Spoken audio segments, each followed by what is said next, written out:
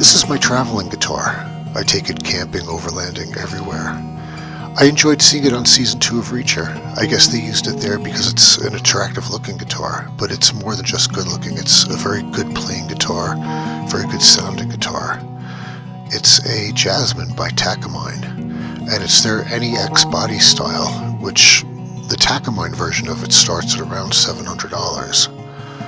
And it's made out of exotic woods, has a beautiful finish. They also make the Jasmine line, which is made from spruce, and it has a satin finish, and as a result is extremely inexpensive. You can get them for even less money on Amazon resale. The one that you're listening to, I paid $88 for from Amazon resale, and I paid another $30 for the bag that I take it around in. It was cheap because the pickguard was peeling off of it, so I replaced it with this wooden one that I think actually looks better. I put a better set of strings onto it, and I mounted a GoPro on it.